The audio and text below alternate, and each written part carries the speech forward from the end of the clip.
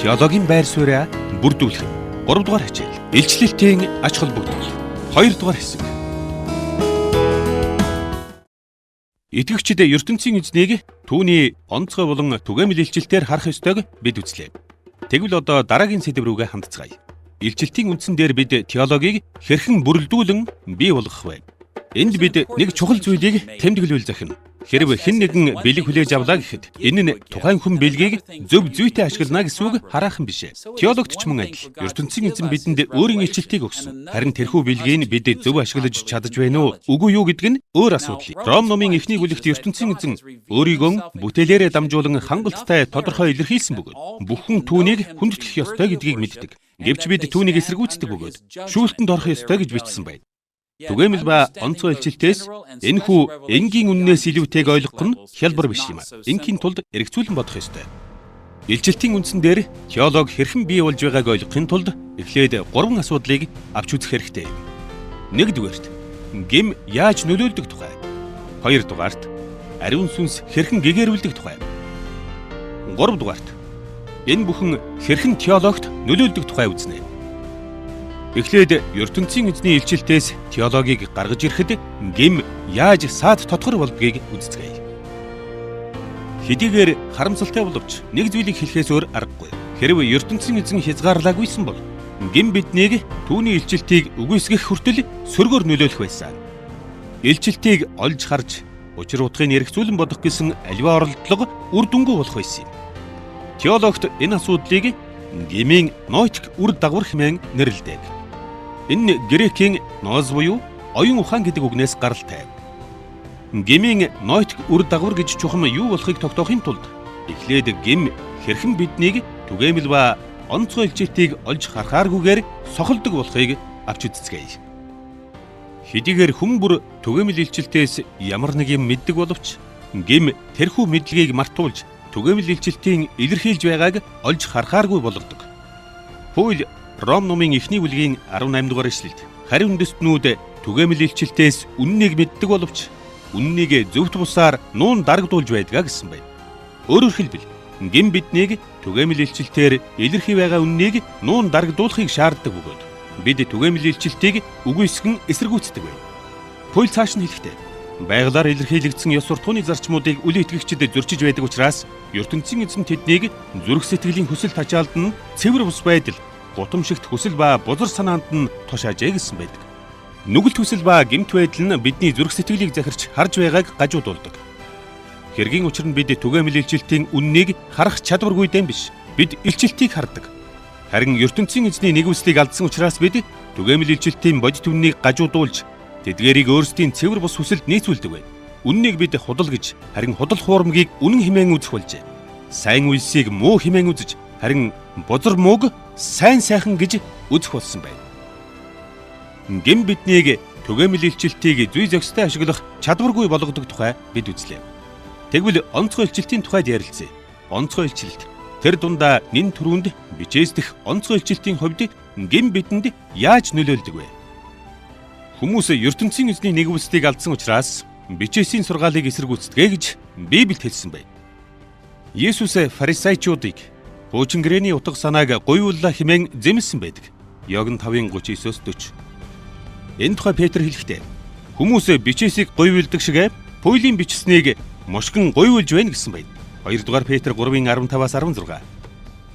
ертөнцийн эзний нэгүсэлгүйгээр гэмт хүн бичээсийг буруу тайлбарлаж буруугаар ашигладаг байна. Гэмийн улмаас бичээсийг буруу тайлбарлах нь зөвхөн үл итгэгчдийн төдийгүй итгэгчдийн асуудал юм. Жишээ нь 18-19-р зууны Европ, Америкийн теологчид Боли 8-аг бичээстэй дэмжсэн байдгаа гэж хэлж байгаагүй гэж юм. Яагаад ийм юм болчих вэ? Христэд итгэгчид яахаараа бичээсийг ингэж буруугаар тайлбарладаг байна? Тэгвэл хариулт нь тодорхой. Библийг ойлгоход гэм бидэнд хүртэл саад хийдэг байна. Та бидний хинэн ч ялгаагүй хичнээн ухаалаг, Библийг хичнээн сайн мэддэг ч ялгаагүй онцгой илчлэлтийг гажуудуулж байдагт өчүүхэн ч эргэлзэх хэрэггүй. Тэгэхээр өөрсдийнхөө хязгаарлагдмал байдал, алдаа оноог хэрэг ухаарна, тэр хэрээрээ бид иймэрхүү алдаа мадгаас зайлсхийж чадна. Гэвч Библийг тайлбарлахдаа хийсэн зарим нэг алдаагаан ухаарч амжилгүйгээр өгөх нь энэ үхэндээ. ертөнцийн эзний илчилтээс теологийн үннийг гаргаж ирэх гэж оролдох үедээ бид олон асуудалтай тулгардаг бөгөөд энэ бүхний шалтгаан нь гмийн нойтик үр дагавар юм. Бичээс ба бүтээл нь бидэнд ертөнцийн эзнийг болон түүний хүсэл зэргийг нээж өгч байдаг боловч тэдгээрийг тайлбарлагч хүмүүс бид гэмтнүүд юм. Бүтээл болон бичээс чухам юуг нээж өгснийг бид тэр бүрий ойлгоод байдаггүй. Харамсалтай боловч энэ нь ялзарсан дэлхийн бодит үнэн юм аа. Тэгэр бид түгээмэл ба онцгой илчилтэнд зохистой хандхад гим хэрхэн хүчтэйгээр саад хийдэг тухай үзлээ. Тэгвэл ертөнцийн эзний илчилтийг ойлгоход маань ариун сүнс биднийг гэгэрүүлнэ гэдэг найдварыг өвөрлцгөөе. Илчилтээс гаргаж ирсэн теологийн дүгнэлтийн үнэн зөв нь ариун сүнсний бидэнд ховчлон үйлчилснээс хэр шалтгаалдгийг итгэгчид тэр бүрий ухамсарладаггүй. Бид голдуу өөрсдийн төрөлхийн чадвартал найддаг. Декартийн модернизмын нөлөөгөөр бид ертөнцийн эзний илчилтийг оновчтой арга зүйтэй тайлбарлавал зөв теологийг бүрэлдүүлэн бий болгоно гэж үздэг. Гэтэл үнэн хэрэгтээ бидний оновчтой байдал нөгөө л ялзарсан дэлхийтэйгээ холбоотой байдаг. Гим бидний оюун ухаад тэр дундаа теологийн дүгнэлт хийхийн тулд түгээмэл ба онцгой илчилтийг логикоор эргцүүлэн бодож задлаж шинжилэхэд маань нөлөөлж л байдаг. Зөвхөн ертөнцийн эзний сүнсэл бидний харлаган нүдийг гэгэрүүлж харах чадвартай болгож өгдөг юм аа. Тэгэхээр ариун сүнс онцгой илчилтийн илэрхийллийг хэрхэн бидэнд нээж өгдөг тухай авч үзцгээе.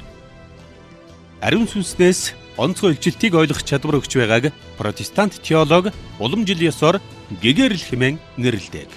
ертөнцийн эзний үгийг ойлгож бүлээн авч хэрэгжүүлэхэд ариун сүнс оюун санааг маань шинчилж бидний дотор ажиллаж байдаг. Паул энэ тухай Эфес номын эхний бүлэгт бидний эзэн Есүс Христийн алдрын эцэг та нарт мэрэгэн ухаан болон түүнийг таниж мэдэх илчиллийн сүнсийг өгч түүний дуудлагын найдвар юу болохыг мэдхэд та нарын зүрхний мэлмийг гээгүүлэхийн төлөө гуйж байна гэсэн байдаг. Эфес 1:17-18. Онцгой илчилтийг таниж мэдхэд ариун сүнсний гэгэрэл олон төвшөнд үйлчилдэг гэдгийг ойлгох нь тун чухал юм. Нэг талаас сүнс золилттой хамааралгүйгээр үйлчилдэг учраас үл итгэгчдэд хүртэл онцгой илчилтийн зарим нэг зүйл ойлгомжтой байдаг. Энэ тухай бичээст тодорхой хэлсэн байгаа. Жишээ нь Тооллого 24:2-т ертөнцийн эзний сүнс хари үндэсний зүнч Балаам дээр ирж түүнд үнэн үзэгдэл өгдөг. Йогн 11-ээс харвал Христийг цовдлоход чухал үүрэг гүйцэтгсэн тэргүүн тахилч Каяф түүний үхлийн тухай зөгнөж хэлдэг. Тэгвэл Матай 21-т фарисеучуд усан үзэм тариалагчдын харгис үйлдэлийн тухай сургаалт зүйрлэл өөрсдөд нь хамаатай гэдгийг ойлгосон боловч гэмшихийн оронд Есүсийг алах гэж хой бэлддэг. Еврей номыг бичигч аврал нь эргэлзээтэй байгаа хүмүүсийг сүнс гэгэрүүлэх тухай өгүүлсэн байдаг. Еврей 6:4. Үүнийг бид түгээмэл нэгүслийн хүрээндх сүнсний ерөнхий ажил хэмээн нэрлэдэг. Энэ бол авралыг аваагүй байгаа ертөнц дэх ариун сүнсний олон янзын ажлын нэг юм. Үүний ачаар үл итгэгчч Библи тарчлахгүй теологийг ойлгож зааж чадах юм. Хэдийгээр тэд золигдоогүй боловч энэ нь ариун сүнсний ажлын дүн байдаг.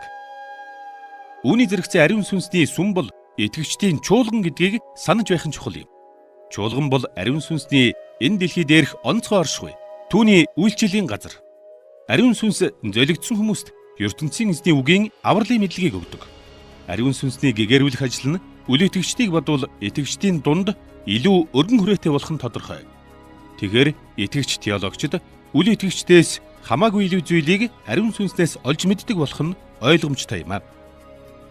Онцгой илчилтийг ойлгоход ариун сүнсний гэгэрлийн гол ач холбогдлыг дараах байдлаар илэрхийлж болох юм.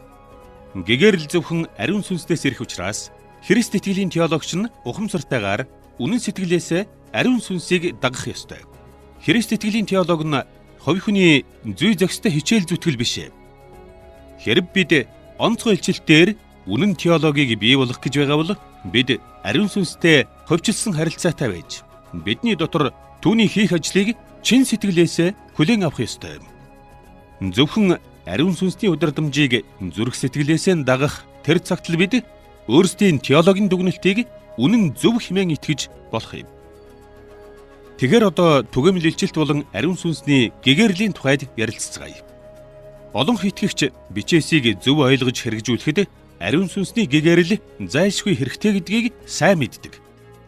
Тэрчлэн түгээмэл илчилтийн хувьд ч зөв зүйтэй хандах чадварыг ариун сүнс өгдөгөө гэдгийг бид ухамсарлбал зохино.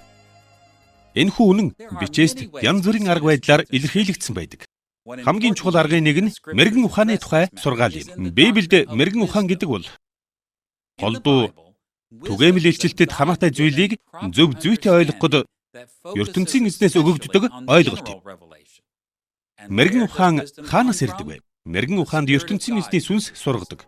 Даниил номын 5:14-т харин үндэсний хаан Белшазар Даниилийн мэрэгэн ухаан Тэнгэрлэг сурвалжтай болохыг хүлээн зөвшөөрсөн байдаг. Сургаалт үгсийн 2:6-д бүхий л мэрэгэн ухааныг ертөнцийн эзэн өгдөг гэсэн байна.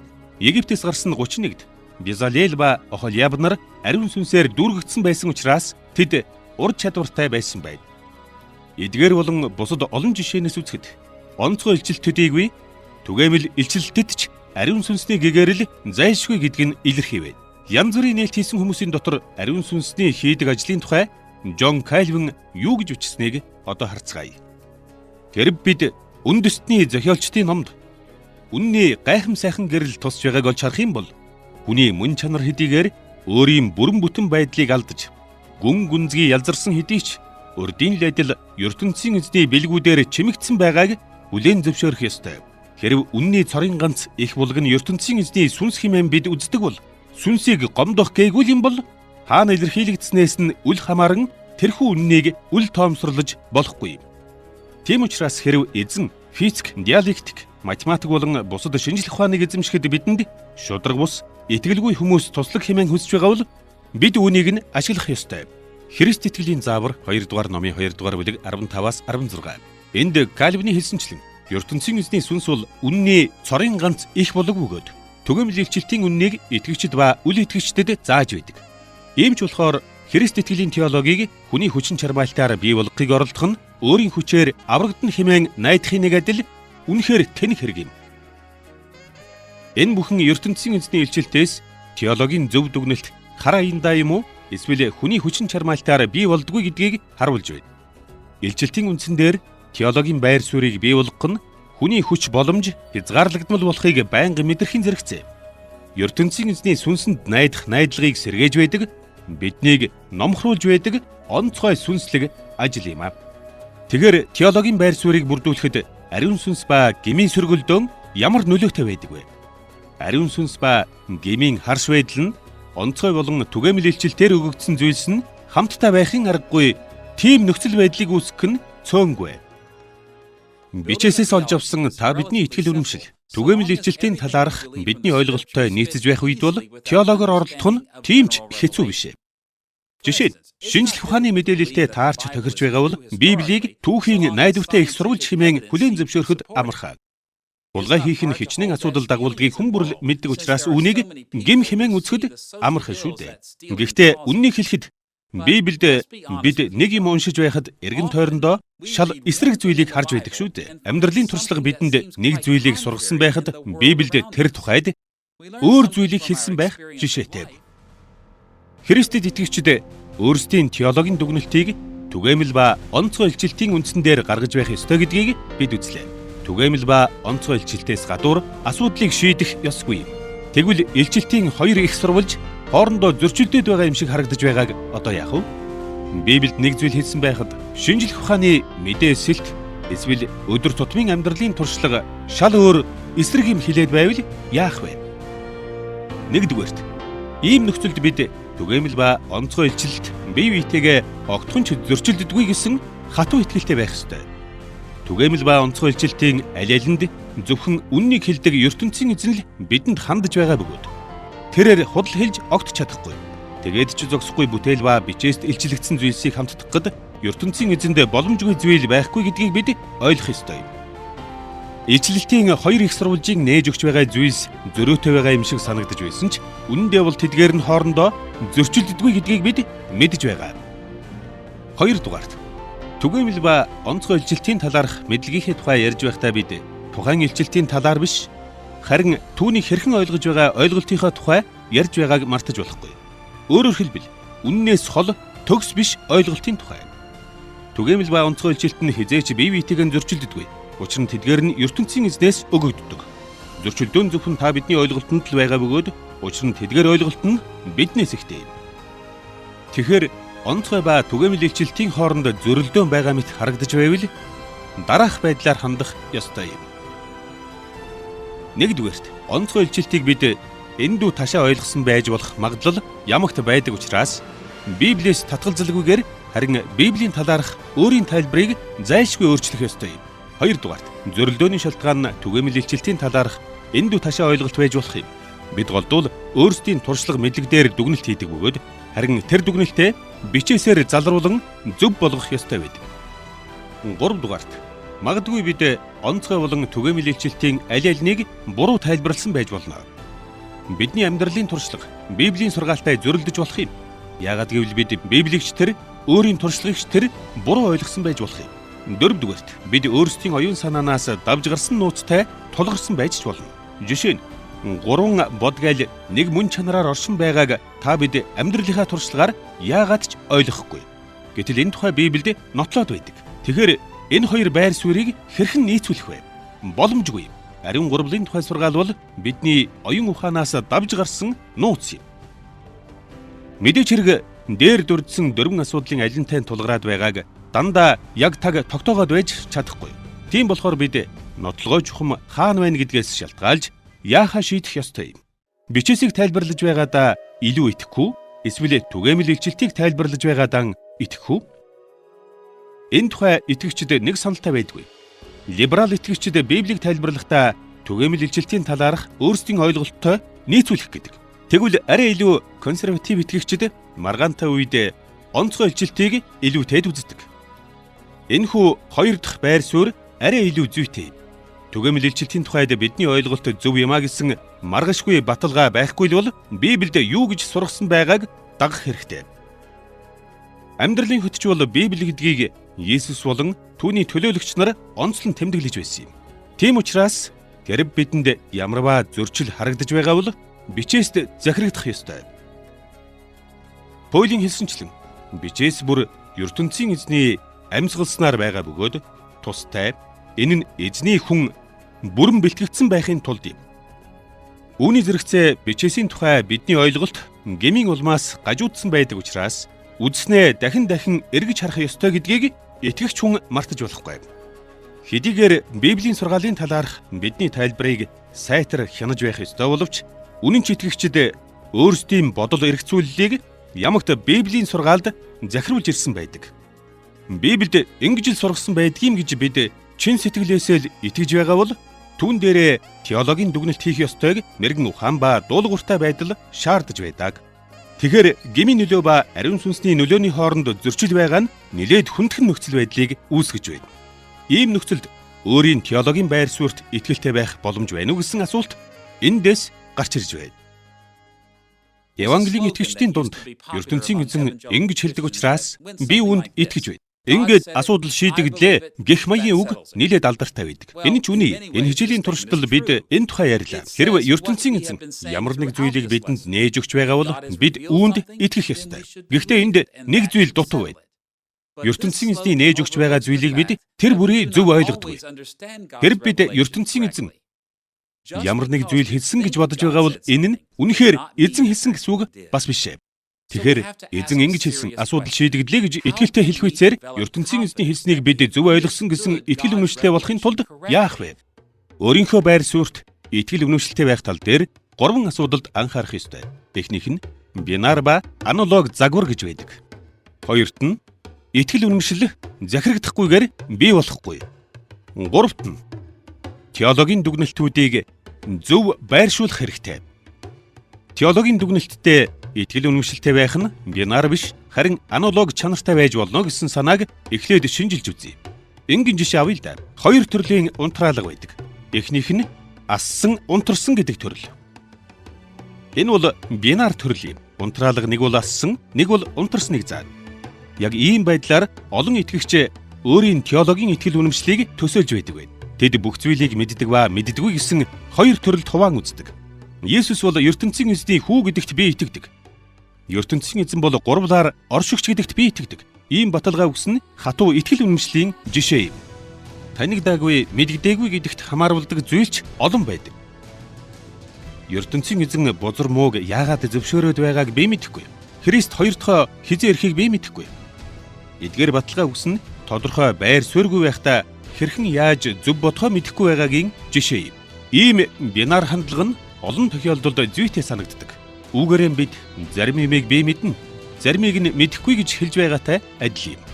Харин итгэгч хүнийхэн хувьд мэддэг гээд байгаа зүйлийн тухайд бол дээрх бинар загвараас шал өөр хэцүү асуудал байгааг харж болох юм аа. Унтраалганы өөр нэг төрөл байдгийг бид мэднэ. Ийм унтраалгаар гэрлийн хурцлагыг тааруулж болдог. Энэ бол аналог загварын жишээ юм. Гэрэл нэг бол унтарсан, нэг бол ассан байгаа төдийгүй хүчтэл аажмаар зохицуулагдаж байна. Туйлын байдалда гэрэл нэг бол асна, нэг бол унтарна. Гэхдээ энэ хоёр туйлын байдлын хооронд гэрэл нэг бол хурц, эсвэл бүдэг асах өч төчнөө байдал оршино. Энэ жишээгээр теологийн янз бүрийн үүсгэл үнэнд итгэлтэй байх асуудлыг харуулж болох юм. Бид ямар нэг зүйлд хөдлөшгүйгээр итгэлтэй, ямар нэг зүйлд итгэлтэй биш байгаад асуудлын гол байгаа юм биш. Харин та бидний хувьд их бага ямар нэг хэмжээгээр итгэл үнэмшилтэй ханддаг зүйл олон байгаа хэрэг. Бодоод үзье л дээ. Теологт хамаарахгүй зүйлд та бид хэрхэн яаж ханддаг вүлээ? Та бидний хэндэн ч тэр өөрийн гэсэн олон үзэл бодол итгэл үнэмшил байдаг. Жишээ нь өнөөдөр бороо орохгүй дээ гэж би бодож байна. Бас хичээлээ зааж байна гэж бодож байна. Би нэг ач хүүтэй. Энэ хэлж байгаа бүхэн маань зөв гэж би үзэж байгаа боловч тэдгээрт хандах итгэл үнэмшил маань янз бүр байгаа. Миний итгэл үнэмшил хэр байгааг шалгахын тулд энэ хэлж байгаагаас татгалцахыг санал болгож болох юм. Үнэн л хэлье. Бороо орохгүй дээ гэж хэлснээсээ бол би амархан татгалзаж ярих. Хүчтэй аадар орно гэх цагаагаар мэдээ сонсмогцол би шүхрэн авч таарна. Харин хэдхэн тусал орох юм бол хорогдох газар хайжил таарна. Тэгэхээр бороо орохгүй дээ гэсэн үгэндээ би нэг их итгэл үнэмшилтэй байгаагүй болж таарах. Харин би энэ сургуулийн профессор гэдэгтээ илүү итгэл үнэмшилтэй байж таарна. Миний хийж байгаа ажил найдвартай гэдэг баталгаа надад нэлээд хэд вэ. Тэр баталгаанд би маш их найддаг. Энэ бодол санааг маань телевизийн урьдчилсан мэдээгээр өөрчлөн гэвэл санахын хэрэггүй. Намайг ажлаас салах тухай захин авлаа гэхэд би итгэхийн тулд биеэрээ шалгахыг хүснэ. Харин би ач хүүтэй гэдэг бодлыг минь өөрчлөх гэвэл тийм ч амаргүй байж таарна. Надад итгэлтэй байх өчнөө шалтгаан үндэслэл байна. Би ач хүүдээ дэндүү их хайртай учраас бодол санааг маань өөрчлөх гэсэн ямар нэг зүйлийн тухай бодохыг ч хүсэхгүй. Теологийн хувьд ч иймэрхүү хандлага ямар нэг хэмжээгээр байж болох юм. Теологийн янз бүрийн үзэл баримтлалд хандах бидний итгэл үнэмшил адилхан байдаггүй. Өмнө нь бид Христ итгэлийн сургаалууд, үйл хэрэг ба сэтгэл мэдрэмжүүдийн хооронд харилцан уялдаатай систем байдаг тухай дурдж байсан. Энэ тохиолдолд бид өөрсдийн итгэл үнэмшлийн харилцан уялдааг бөмбөрцөг хэлбэрээр авч үзье. Тэгвэл бөмбөрцгийн огтлолцлууд дээр бид итгэл үнэмшлийн бөөгнөрсөн тойргуудыг харах болно. Гадна талаар нь хязгаар туйлд хамааруулж болох теологийн үзэл бодлууд байна. Тэдгээрт бид тийм ч их итгэл үнэмшилтэй ханддаггүй. Тэдгээр үзэл бодолд бид тийм ч их үнэнч байж чаддаггүй. Ямагтал ямар нэг зүйлийг нэмж хасаж байх жишээтэй. Тэгвэл бидний итгэл үнэмшлийн төв хэсэгт огтлолцлын шугамуд нэг бүхэл юм шиг харагдахаар нягтарсан байна. Энэ бол бидний үндсэн итгэл үнэмшил. Итгэлийн маань гол цөм бөгөөд эдгээрийг үнэн гэх итгэл үнэмшил маань туйлын их юм. Энд ямар нэг өөрчлөлт оруулах, нэмж хасах аргагүй. Итгэл үнэмшлийн маань уялдаа холбоо хүчтэй байна. Эцэст нь бөмбөрцгийн цөм ба гадна хэсгийн хооронд янз бүрийн нягтралтай үзэл бодлууд байна. Цөмд өрдөх тусмаа тэдгээр итгэл үнэмшлүүд илүү нягт, тэдгээрийг өөрчлөхөд хэцүү. Цөмөөс холдох тусмаа илүү чөлөөтэй, тэдгээрийг өөрчлөхөд хялбар болж байна. Энэ системийн деталууд хоёрхан ба уламжлал, газар орон ба цаг үеэс хамаарч янз бүр байна. Гэхдээ ийм давхаргууд итгэгч хүн бүрийн теологийн байр суурь байдаг юм.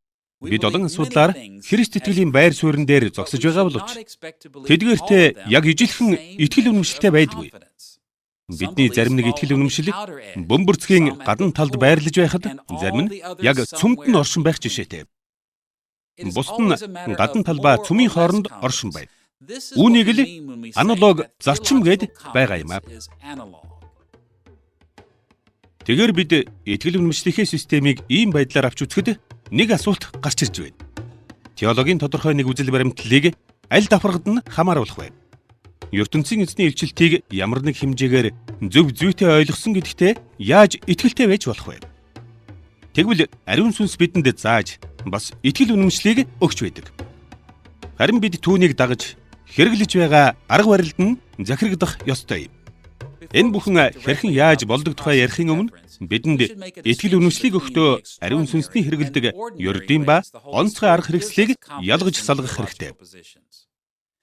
Инхийн тулд ертөнцийн эзэн өөрийн бүтээсэн орчлон ертөнцид хэрхэн яаж ажиллаж байдгийг авч үзэх хэрэгтэй юм аа. Тэнгэрийн бошгын тухай Библийн сургаалыг Вестминстерийн итгэлийн тунхагт маш сайн илэрхийлсэн байдаг. ертөнцийн эзэн өөрийн бошгот юмсын ердийн зүй тогтлыг ашигладаг бөгөөд гэхдээ хүсвэл түүнийг тойрох, гадуур, эсвэл сүрж ажиллах эрх зоригтой гэжээ. Анхааралтай байгаарай. Энд хэлэхдээ ертөнцийн эзэн газар дэлхий дээр өөрийн хүсэл зоригийг гүйцэлдүүлэхдээ хоёр дахь учир шалтгаануудыг ашигладаг гэсэн байна. Өөрөөр хэлбэл өөрийн төлөвлөгөөг хэрэгжүүлэхийн тулд бүтээлдэх ердийн арга хэрэгслүүдийг ашигладаг байна. Гэхдээ ертөнцийн эзэн бүтээгдсэн юмсын ердийн зүй тогтлоор хязгаарлагддаг.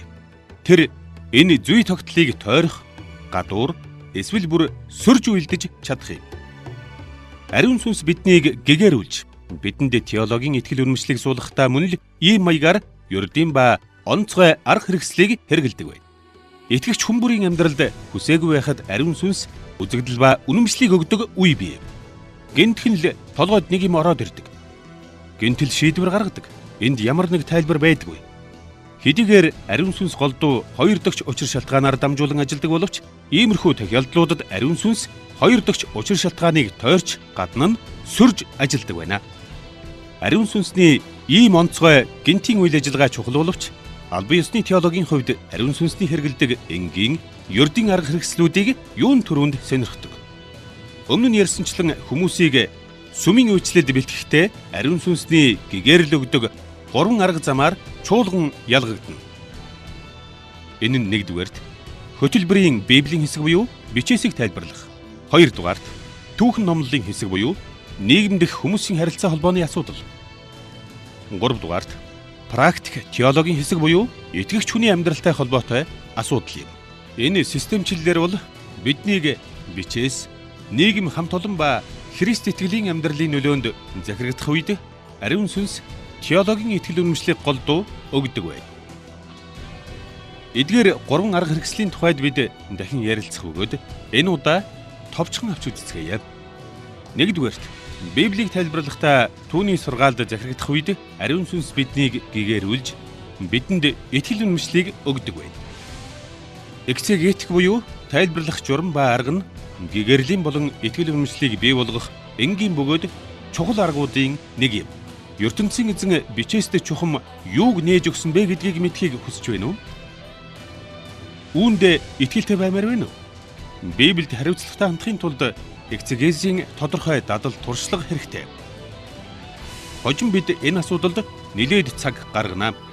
Учир нь бичээсийг дагах нь теологийн байр суурийг бий болгох үйл явцын чухал бүрэлдэхүүн хэсэг юм.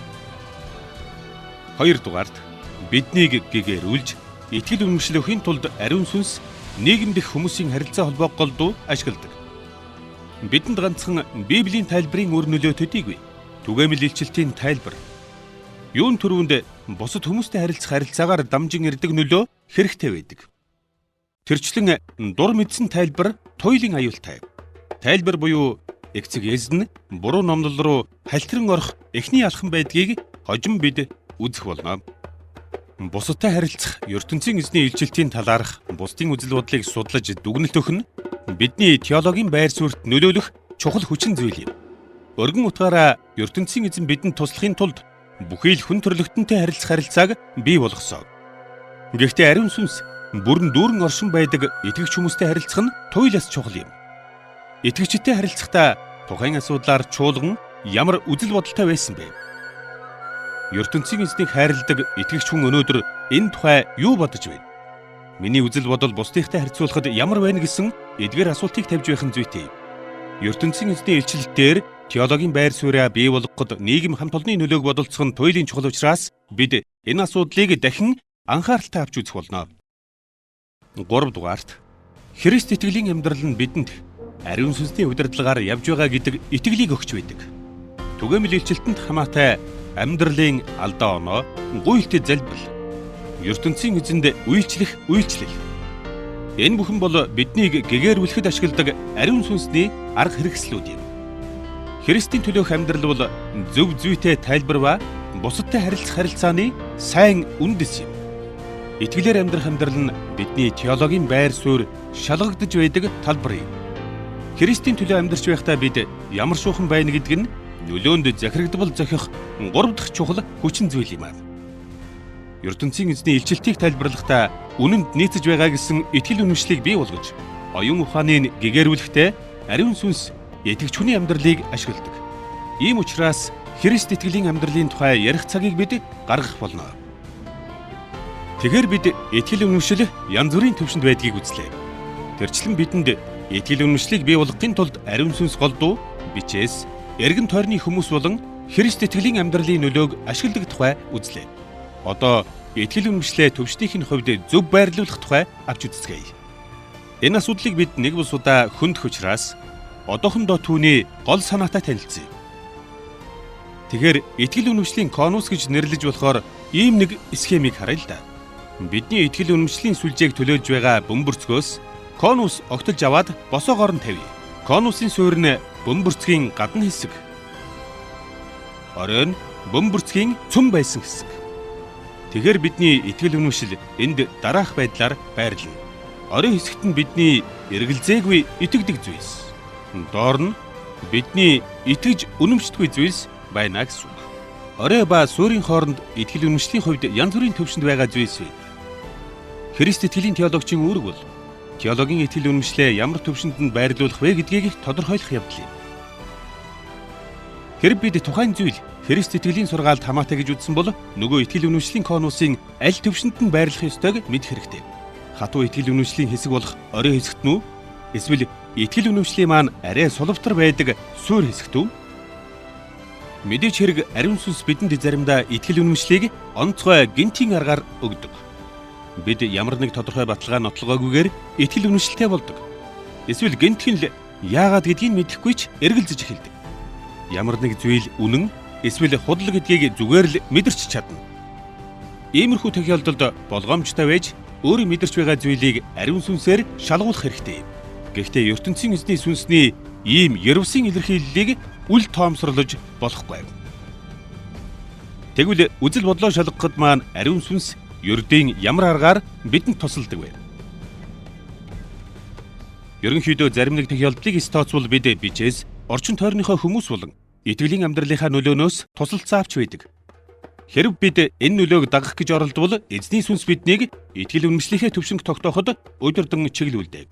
Энд бид дараах асуултыг тавьж үзэх хэрэгтэй. Нэгдүгээрт тайлбар болон бусдын үзэл бодол бодит амьдралтай энэ нь хэр нийцэж байна? Хэрв нийцчил байгаа бол тэр хэрээрээ бид тухайн асуудлаар зөв зүйтэй дүгнэлт хийжээ гэж үзэж болох юм. Хоёр дахь асуулт нь хэрв тэдгээр нь нийцэхгүй байвал ямар нэг зүйл нь бусдаасаа илүү байна уу? Хэрв нэг юм уу хоёр зүйл бусдаасаа арай илүү байгаа бол өөрийнхөө дүгнэлтийг конусын дээхэн талд байрлуулж болох юм. Хэрв нийцэх юм байхгүй, Библийн тайлбарын хувьд ч, эргэн тойрныхны үзэл бодлын хувьд ч, амьдралын хувьд ч нөлөөгүй байгаа бол өөрийн итгэл үнэмшлийг бүр доош нь тавьж болох юм аа. Мэдээж хэрэг итгэл үнэмшлээ зөв байрлуулахад математик туслахгүй нь ойлгомжтой. Яг таг тооцоолоход учир байгаа юм биш. Энэ үйл явц нь шинжлэх ухаан гэхээсээ урлагтай илүү дүүхий. Хамгийн гол нь ертөнцийн эзний нэгүүлсэл ивэл хэрэгтэй. Бид бичээсийн нөлөө, эргэн тойрондоо байгаа хүмүүсийн нөлөө, итгэлийн амьдралын нөлөөг тооцож үзэхэд ариун сүнс бидэнд итгэл үнэмшлийн маань байх ёстой байр суурийг тодорхойлоход тусалж өгдөг юм аа. Энэ хичээлээрээ бид ертөнцийн эзний илчилтээс хэрхэн яаж теологийн байр сууриа тогтоох тухай ярилцлаа. ертөнцийн эзэн бидэнд онцгой ба түгээмэл илчилтийг өгсөн бөгөөд Дүгнэлт хийхдээ бид бүтээл ба бичээсийн аль алин дээр тулгуурлах ёстой. Тэрчлэн илчилтээс дүгнэлт хийхэд маань гим саад болж харин ариун сүнсний гэгээр л туслаж байдгийг онцлон тэмдэглэсэн. Эцэст нь Библи ба эргэн тойрны хүмүүс Христ итгэлийн амьдралын нөлөөг даруйхнаар хүлээж авах үед итгэл үнэмшлийн маань хэр найдвартай болох нь тодорхой болдог гэдгийг үзлээ. Тэгэхээр ийм маягаар бид илчилтийн үндсэн дээр теологийн байр сууриа бий болгох гэсэн зорилгоод урагшлах юм аа.